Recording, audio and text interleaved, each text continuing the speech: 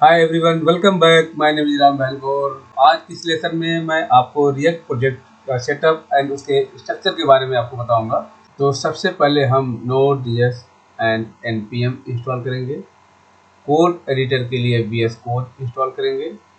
Debugging के लिए react developer tools install करेंगे। Node.js को डाउनलोड करने के लिए Node.js की वेबसाइट पर जाएंगे, जहां से हम Node.js को हम डाउनलोड कर सकते हैं। Node.js मैंने डाउनलोड कर लिया है और इसको क्लिक करके आप Node.js को इंस्टॉल कर सकते हैं।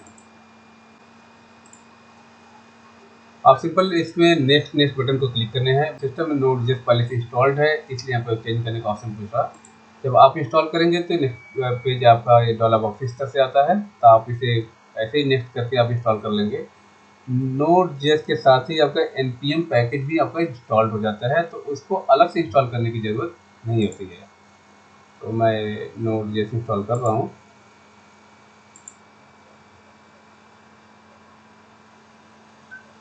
अब आप देख रहे हैं कि Node.js सिस्टम इंस्टॉल्ड हो गया है। अब Node.js को चेक करने के लिए, वेरीफाई करने के लिए हम कमांड प्रॉम्प्ट पे जाएंगे, cmd कमांड प्रॉम्प्ट। अब यहाँ से हम नोड का वर्जन हम चेक कर सकते हैं। तो आप यहाँ देख रहे हैं कि Node.js का 20.16.0 वर्जन इंस्टॉल्ड हो गया है। npm वर्जन भी हम यहाँ से चेक कर सकते हैं। npm का वर्जन आप देख रहे हैं 10.8.2 है। Node.js सक्सेसफुली इंस्टॉल्ड हो चुका है। अब हम चलेंगे कोड एडिटर, VS कोड को इंस्टॉल करेंगे। तो VS कोड को इंस्टॉल करने के लिए विजुअल स्टूडियो कोड की वेबसाइट जाएंगे, जहां से हम VS कोड सॉफ्टवेयर डाउनलोड कर लेंगे।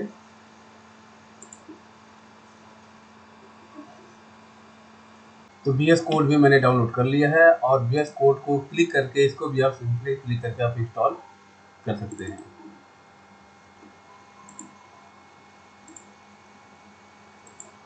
इसमें भी आपको नेक्स्ट नेक्स्ट करके आप इसे इंस्टॉल कर सकते हैं। तो VS कोड भी इंस्टॉल हो गया है, तो इसको एक बार ओपन कर लेते हैं।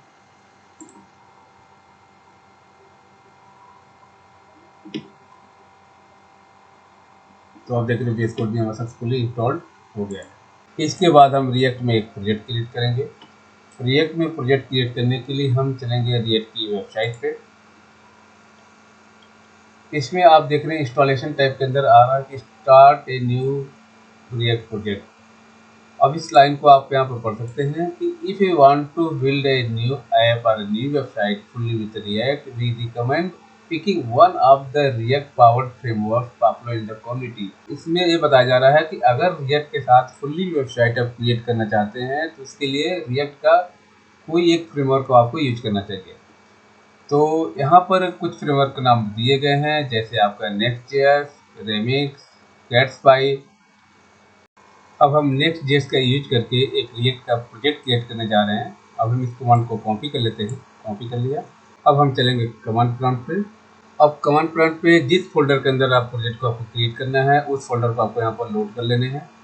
तो आप देख रहे हैं कि मैंने ई ड्राइव को लोड किया हुआ है। ई ड्राइव में यूट्यूब स्टूडियो डेव फोल्डर एक है, उसके अंदर रिएक्ट एक फोल्डर है, इसमें स्टूडियो एक फोल्डर है, इसको लोड किया हुआ। इसमें मैं रिएक्ट प्रोजेक्ट को मैं क्रिएट करूँगा। तो कमांड जो मैं कॉपी किया है उसको मैं पेस्ट कर लेता हूँ। अब मैं एंटर प्रेस कर देता हूँ। अब यहाँ पर आ रहा है कि आपका प्रोजेक्ट का क्या नाम होगा, तो प्रोजेक्ट नेम दे दीजिए। मैंने प्रोजेक्ट 1 दे दिया। इसमें टाइप स्क्रिप्ट आपको यूज करना है कि नहीं, तो यस नो। तो बाय डिफॉल्ट सेलेक्टेड यस है, तो सिलेक्टेड है, तो हम टाइप स्क्रिप्ट यूज करना है यस। इसमें यस लिंट यूज करना है कि नहीं, यस और नो, तो यस सिलेक्टेड है यस। जो टेलविंड CSS आपको यूज करना है कि नहीं, इसमें यस और नो, तो इसमें हम टेलविंड CSS का ही यूज करना है, तो बाय डिफॉल्ट सेलेक्टेड यस है, तो यस ही सेलेक्टेड रहने देते हैं। टेलविंड CSS क्या है? CSS का एक फ्रेमवर्क है जिसमें प्री डिजाइंड बहुत सारी यूटिलिटी क्लासेस प्रोवाइड करता है, जिसको आप यूज करके विदाउट कस्टम CSS आप वेब एप्लीकेशन का बहुत अच्छी तरह से डिज़ाइन कर सकते हैं। उसके बाद आता है SRC डायरेक्टरी आपको यूज करना है कि नहीं, तो नो। बाय डिफॉल्ट सेलेक्टेड है नो, तो नहीं यूज करना है। उसमें ऐप राउटर आपको यूज करना है कि नहीं, तो बाय डिफॉल्ट सेलेक्टेड है यस, आप इसे ऐप राउटर को यूज करना है तो यस। इंपोर्ट एलियास का यूज करना है कि नहीं, तो बाय डिफॉल्ट सेलेक्टेड है नो, तो आप नो ही सेलेक्टेड रहने देंगे। उसके बाद आप देख रहे हैं आपका रिएक्ट प्रोजेक्ट यहाँ पे क्रिएट हो रहा है। अब आप देख रहे हैं हमारा प्रोजेक्ट सक्सेसफुली क्रिएट हो चुका है। अब हम चलेंगे VS एडिटर कोड में, जहाँ पर इस फोल्डर को हम लोड कर लेंगे। Open folder, E drive, studio, react tutorial, और इस फोल्डर को हम यहाँ पर लोड कर लेते हैं।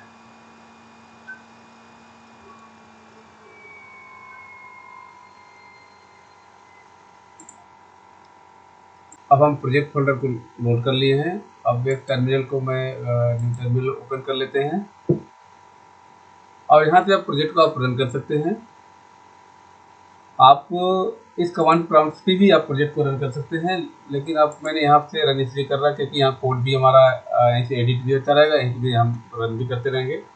रन करने के लिए npm run dev इस कमांड से आप प्रोजेक्ट को अपना रन कर सकते हैं। प्रोजेक्ट आपने रन कर लिया है। अब इस आप जाएंगे तो लोकल होस्ट 3000 पोर्ट पे आप इसे एक्सेस कर सकते हैं। तो मैं यहाँ पे चलता क्रोम में, लोकल होस्ट 3000 पोर्ट पे आप इसे एक्सेस कर सकते हैं। तो आप देख रहे हैं कि आपका यहाँ पर एप्लीकेशन अब वर्क कर रहा है, मतलब यहाँ पर जो प्रोजेक्ट आपने क्रिएट किया है, आपने इसे लोकल होस्ट 3000 पर आप इसे एक्सेस कर पा रहे हैं। अब इस पेज को कस्टमाइज करना है, इसको कैसे डिजाइन करने हैं, ये तो हम आने वाले वीडियो में बताएंगे।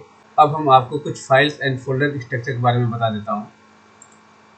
इस प्रोजेक्ट के अंदर जो ऐप फोल्डर है, ऐप फोल्डर को हम ऐप राउटर भी करते हैं। इस फोल्डर के अंदर हम shared layout, nested routing, error handling से रिलेटेड फाइल को हम क्रिएट करते हैं। जो पब्लिक फोल्डर है, पब्लिक फोल्डर को आप स्टैटिक एसेट्स के लिए आप इसको यूज कर सकते हैं। जैसे आपकी इमेज अगर आपको अपलोड करनी है तो आप पब्लिक फोल्डर के अंदर ही आप रखेंगे। नोड मॉड्यूल फोल्डर के अंतर्गत इस प्रोजेक्ट के जितने भी डिपेंडेंसी मॉड्यूल्स हैं वो सारे नोड मॉड्यूल्स के अंदर स्टोर होते हैं, और जो भी कोई आप मॉड्यूल इंस्टॉल करते हैं npm के द्वारा चाहे yarn के द्वारा एक्सटर्नल मॉड्यूल, वो सारे नोड मॉड्यूल फोल्डर के अंदर ही स्टोर होते हैं।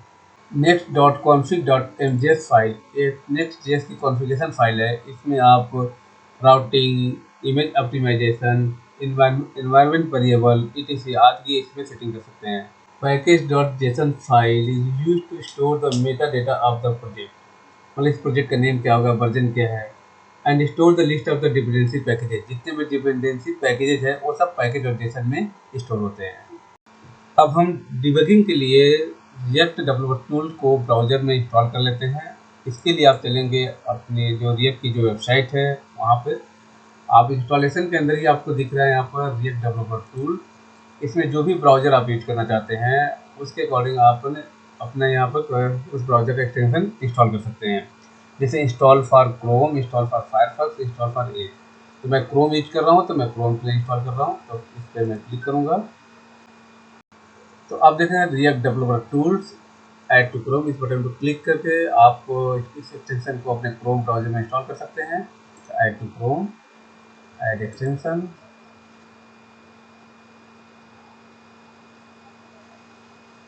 तो आपका यह डेवलपर टूल आपका क्रोम ब्राउज़र में इंस्टॉल हो गया है। अब जो आपने प्रोजेक्ट क्रिएट किया था, इस प्रोजेक्ट को आप एक बार रिफ्रेश कर लेते हैं और उसको इंस्पेक्ट एलिमेंट करेंगे। तो आप यहाँ देख रहे हैं दो टैब और ऐड होकर आ गए, कंपोनेंट्स एंड प्रोफाइलर। तो कंपोनेंट आप देख रहे हैं जितने भी कंपोनेंट आप यहाँ पर लोड हो रहे हैं, जिसके द्वारा आप डिबगिंग कर सकते हैं। इसके बारे में डिटेल जानकारी मैं आपको जैसे जैसे वीडियो आता रहेगा उस तरह से मैं आपको बताता रहूँगा, क्योंकि ये तो प्रोजेक्ट का ओवरव्यू स्ट्रक्चर बता रहा हूँ जिसमें खाली ब्रीफ इन्फॉर्मेशन मैं आपको दे रहा हूँ।